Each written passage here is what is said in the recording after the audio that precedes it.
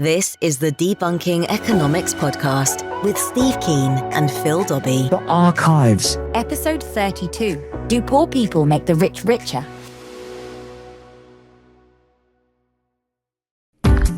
Hello, welcome to the Debunking Economics Podcast. I'm Phil Dobbie. Steve Keen is with us, of course. Now, Karl Marx believed that the bourgeoisie, who controlled the means of production, were creaming off the wealth of the proletariat, who did all the work, but they didn't get all that was due for their toils. The counter-agreement, of course, is that the capitalists took the risks, invested in infrastructure, and so getting a bigger slice of the cake was their just reward, and without that reward, nobody would ever invest in anything, so there wouldn't be any jobs for the proletariat. Even so, the bargaining capacity of the workers is not as strong as the capitalists, particularly in this day and age when it's easier to ship jobs overseas. So was Karl Marx right? Well, Professor Steve Keen is ready with the answer, and the question, I guess, is, do poor people make the rich richer, Steve? I used to have a stock answer to this, which goes through interplay between workers and capitalists and bankers and so on. But actually, the recent work I've done on energy, which I'm slowly integrating to all of my economic work these days, answers the question that neither workers nor capitalists fundamentally are the source of that increased value. Now, that's a sort of, throw it out there statement. The point is we're ignoring a third factor without which you can't produce anything at all, and that's energy. Yeah. So for the factory, you need to power your factories, or you need to power your computers that allows you to invent the next great thing. Yeah, and like I've just recently done some work on which is the focus of my research on how energy contributes to production. But I just actually had to read, as part of putting a book together on a large academic book for Herbert Elgar on the last 100 and so years of research into energy and economics, reading, what's his name, Soddy, I keep forgetting his first name, who's a chemist back in the 1920s or thereabouts, who wrote a lot of very interesting things on economics from particularly taking a chemist's point of view. And he made a point at one stage saying that there's no such thing as a car that can move without petrol or a human that can move without food. And fundamentally, that's what I've included in my thinking. The same sort of little analogy occurred to me one day, saying a worker without energy is a corpse, and a machine without energy is a sculpture. Neither of them can do any work. So you've got to have energy in there. Now, when you work it through, and this is I think we talked about this one. We should actually do it again, I think. But the whole role of energy in production. When you do that, you find that the vast majority of the output that actually is generated comes out of the energy we harness through machinery. So that's where the actual physical surplus comes from. Well, going back to the days of the Industrial Revolution, of course, people were those machines. This is the interesting thing. If you look at if you look at what actually caused the Industrial Revolution, a whole lot of factors, obviously, but one of them was exploiting coal. Yeah. And if you look at where that actually came from, the first reason to exploit coal was that when you were mining coal to use basically for heating, that was the fundamental use of it, replacing wood in some ways, the mines would get filled up with water. So you needed a pump to get the water out to continue getting the coal out of the ground. And a whole range of people invented various steam engines, but the one that worked best was Watt's, as we all know. And what Watt did was include a governor on the machine, so that as the boiler temperature got too high, the governor would reduce the pressure. And also he had an external heat transfer device. So rather than just there was a way of removing the heat from it was necessarily generated from the water, so it would cool down again and get reheated. And that cycle was an essential part of getting energy out of the coal, which is firing the steam in a controlled way, which then you could mine the coal, and the whole thing took off from that. Right, but that's controlling our ability to create. I mean, we can create more if we have more energy, but that's not asking the question about whether through all of this, some people are getting richer than others. Well, this comes down to the next question, because the usual attitude is, and this is the Marx's attitude, was that workers are the source of surplus.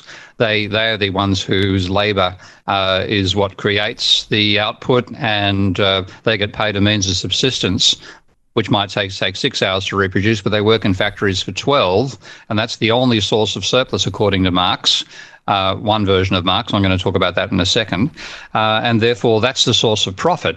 and then there's a battle between the worker and the capitalist over the share of that profit. Now, I've intellectually pulled that apart about, how long ago now? Going back about 20, more than 20 years. 25 years. Right.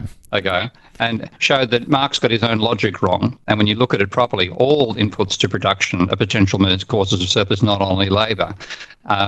So that alone was saying that there was necessary exploitation, the focus that the workers produced all the surplus. And then you would then have intellectual arguments from people saying, well, if it wasn't for the capitalist inventing the technology, you wouldn't have the jobs for the workers, and therefore they deserve a share, and all these sorts of circular arguments. But they all start from the premise that the workers' labour is the only source of profit, right? From a Marxian point of view, and that, using Marx's own logic, is wrong. So you're saying energy is also the source of profit? Almost exclusively, not quite totally, but almost exclusively the source. When we harness energy, I mean, I, for example, could put you in a room which would give you as much energy as the Falcon 9 rocket. You would then be blasted into billions of tiny little bits, not particularly useful use of the energy. Or I could sit you on a rocket that forced that energy out the back, and you could be one of our first colonists on Mars. Right. Now, I don't want either of those things to happen to me, by the way. Oh, well, hey, think of the sunshine. But I can see. Well, it can't be any worse than England. That's true. But I can see your point. You know, if it's used constructively, is what you're saying. So what you've got therefore is not a contest to exploit the labour, the capitalist exploiting the labour, or vice versa, which is that particular struggle. But both of them bargaining with whatever bargaining power they have over the surplus being generated by our technology. Right. We have sort of gone sideways a little bit on this, and I know it's an interesting discussion to explore further. But I do want to get back to why this difference, because if we look in America, the top 1% of income earners accounted for less than 10% of total, about 9% of total income in the 1950s, all the way through the 60s, and all the way through the 1970s. Then it started rising in the 80s. It's now well over 20%. This is in America. I mean, it's a little bit different in the UK, but this is a huge difference. This is the other story, because once you get it right that workers and capitalists are fighting over a share of the surplus generated by our technology harnessing free energy, then you get away from the necessary exploitation argument. The question is, what's the trend in the percentage shares going to workers and capitalists? Is there a declining trend for workers? Now, the answer is yes, but the other answer is there is not a rising trend for capitalists. Right. Yeah. So who else is there that might be getting all the money? Banks. Indeed. Give the man a banana. Okay. I can just tell by the way you asked the question, you have that sneer in your voice. Oh, it's obviously banks. You know me too well, mate. So that's always fun. So that's the story. Because we have this focus on worker versus capitalist, we've had a two-class perspective on a three-class system. And the bankers have been doing all this in the background, and essentially by the more debt that is borrowed, whether that's borrowed by workers or capitalists, by the way, the more debt that's borrowed, the more of a charge they have over the productive capacity of the economy. And that's been the fundamental cause of the rise in inequality. Right. So the rich basically have got shares in banks, or they can invest in banks, or they can buy bonds or shares. Yeah. So they've got the ability to leverage what they've got to get more of it. Yeah, and what you got to know, it isn't really, and this is the thing which I've done both in my work on Minsky and also the work on Marx, is that it's when you look at it in the dynamic monetary sense that I do, what I've realised is that it's the real class struggle over the distribution of income is not between worker and capitalist. It's between worker and financier, worker in the banking system. Mm. And this turned up even in my mathematical modelling, because with the Minsky model that I built, we had three fundamental variables to it, which is just the employment rate, the workers' share of output, which is what we're talking about here to some extent, and the debt to GDP ratio. Now, in the model, I simply had firms borrowing money to build factories. So the entire use of the money was non-Ponzi. It was to build real resources. I wasn't even looking at Ponzi investing. I didn't look at households or workers borrowing at all. I just had the firms borrowing the money to invest and build factories, which would then employ workers. Now, so those were the three variables. When I worked out the equilibria of the system, the actual equilibria were different. There was the employment rate, which was the same as the system variable. There was the debt to GDP ratio, which is the same as the system variable. And there was the profit rate. And what it meant was the profit rate tended to cycle around or near the equilibria, one of the equilibria. And if there was therefore a rising amount going to bankers, there was a falling amount going to workers. So it wasn't that the capitalists were getting more; they were getting relatively, very cyclical, but relatively on the long-term no trend until the economy collapsed in a debt-induced recession. But there was no trend in their share because what was happening is the increasing amount they were giving to bankers because of rising debt was being offset by a falling amount being given to workers. So the real class struggle and the real distribution of income and the real source of that inequality is the rising level of private debt. Yet again, my favourite bloody topic, I know, but this is the rising debt giving more wealth to bankers at the expense of workers. Yeah, well, I mean, it's interesting, isn't it? Because I mentioned, that it was the top 1% of income earners were accounting for about 9% of total income in the 50s, 60s and 70s, and now it's well over 20%. If we look at the last time it was over 20%, it was almost 24%, was just before the Great Depression. So indeed, and the same story is going on. Yeah. This is by focusing, and this is one of the reasons I know I took us on a diversion where we thought we'd go. But the reason is because I think that the normal conversation is a diversion from what's actually happening. Right. So the poor, in a nutshell, the poor aren't getting any poorer. It's just the rich are getting richer, and they're getting richer. The poor are getting poorer. The capitalists are not getting richer. The bankers are. Right. And if you have shares in bankers, then therefore you benefit from that. So it does actually transfer through share ownership, and of course a part of the capitalist class is there. But the real increase in inequality is being the rise of the strength of the financial sector.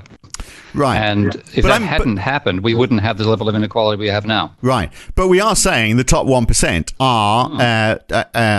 do account for a much higher proportion of the total income. Now, they're not all people working in banks. They are people who borrowed money from banks, invested, and got a decent return, surely. And also, well, it's actually the ones who actually did the lending and own the institutions that created the money. Sure. They're the ones who are making it, not the people who borrow the money to use the money created by banks to then invest and employ people and so on. They're getting a fairly constant share. The ones with the rising share are the ones who've been providing the debt or own the organisations that provide the debt, and all get paid outrageous salaries to manage these companies. We've all seen these jerks in finance paying themselves $500 million and up to $2 billion a year in salary in some of the hedge funds around there. They're creaming the part of the increase in the level of private debt, turning it into their income. So the real source of this inequality, and the reason it matters too, actually, is this increase in debt because, again, working from my modelling perspective, if the dynamics were such that capitalists were not particularly aggressive in investing, which is, of course, you'd rather than be aggressive in investing, but if they weren't, you'd stabilise to a constant level of private debt, and then you'd get constant income share. There'd be no change in the distribution of income. But if you had capitalists wanting to invest more, being aggressive about investing, they would tend to borrow more in booms than they could pay back in slumps. The level of debt going to would therefore rise compared to GDP. The amount going to bankers would rise at the expense of workers because of this tendency for capitalists to get back to this relatively equilibrium level over time. And that rising inequality was a prelude to total system breakdown because after a while the workers could no longer have their salaries cut sufficiently to compensate for the exponential increase in debt given by compound interest plus the tendency to borrow more than during a boom than you repay in a slump. And finally, you'd get the total collapse in the system where the bankers get everything, and finally the capitalists get screwed because the exponential increase in debt, not allowing for bankruptcy or for government spending in this very simple model, that overtook the system. So rising inequality wasn't just a nasty thing, the sort of thing you don't want to really have in a nice society. It was a sign that society is heading for breakdown. And that's, of course, where we've got to. So if we were to look at that top 1%, and if we take it to the, even a smaller proportion of the population, then the differential gets even greater with the general population. But I mean, look at that 1% or a section of it. Are you saying you reckon most of that top 1% would be people either working in finance in the finance industry or had a significant shareholding in it? Yeah, absolutely. If you broke it into industrial capitalists versus financial capitalists, you'd find back in the 60s and 70s the inequality was because the Rockefellers and the Goodyears and the General Motors shareholders and owners were getting the income based on their share of capital, and the financial sector was relatively unimportant. And you fast forward to now, and all the major all the individuals who make that money, if you ask them where they make it from, it'll be from finance. Do you know what? Every time I talk to you, I have a list of questions I'm going to ask, and then about 2 minutes into the interview, I chuck them all away because they're no longer relevant. But because one of the questions I was going to ask was, I know the answer is no. I was going to finish this interview by saying, is the answer to this wide gap, this income disparity, is the answer to find a way to push up wages for the poor? But it's not. It's to try and control the banks. Effectively, yeah. If you want to really stop this, trying to push up the workers' wages would work in the one sense that you've actually caused inflation and reduced the real debt burden on the economy. But fundamentally, that causes the rising level of private debt. So we've got to find a way to control that, get it back down to pretty much 1/3 the level it's now reached. Did Karl Marx? That's a long way away. Did Karl Marx, just getting back to where we started, did Karl Marx ever consider the role of banks in any of his work? Absolutely, and this is what really, pardon the French, pisses me off with Volume 1 of Capital Marxists who'd never read more than Volume 1. Or certainly haven't comprehended more than Volume 1. Because if you read Volumes 2 and 3 of Capital, and you read what is called Theories of Surplus Value, you find some brilliant analysis of the banking sector. And one of the posts that I wrote, which really had an influence on me having a profile around the world, was titled The Roving Cavaliers of Credit. Now, I've expanded my analysis of money dramatically since those days, but that's a direct quote from Marx, talking about how the roving cavaliers of credit, whenever they start taking over the system, that's a sign of breakdown is about to occur. And he says that this gang knows nothing about production and should have nothing to do with it. Karl was absolutely right on that one. Right. So gets back to that point, doesn't it? That we've got that top 1% now over 20% of all the income in the United States. Interestingly, it's not quite as marked in the UK. I can't get a comparable figure, at least at short notice. I wasn't able to find it. But if you look at the Gini coefficient, which is another way of sort of measuring the disparity of income, it rose in the UK in the 80s, just like it did in America.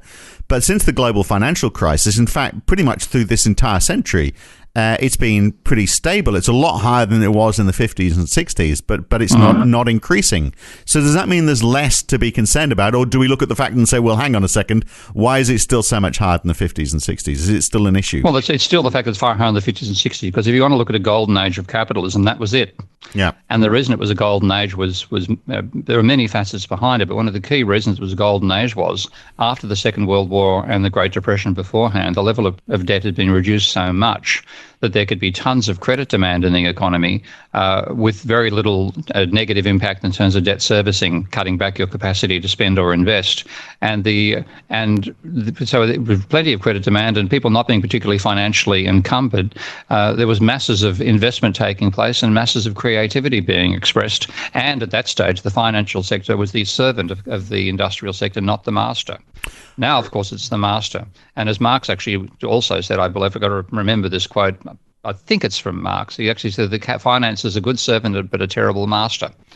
And that's fundamentally what we've allowed to have happen. We've let the terrible master take over once more because we're distracted by this worker versus capitalist thing. Oh, to return to those halcyon days of the 1950s and 1960s when we never had it so good. But a lot has got to happen for us to get to that stage again. Indeed. All right, good to talk, Steve. An interesting one. We'll catch you again soon. Okay. And there will be more again soon. You can send your feedback to me, Phil Dobbie, or Prof Steve Keen on Twitter. Always good to hear your feedback, and we'll be back again very soon with another Debunking Economics podcast. Thanks for listening.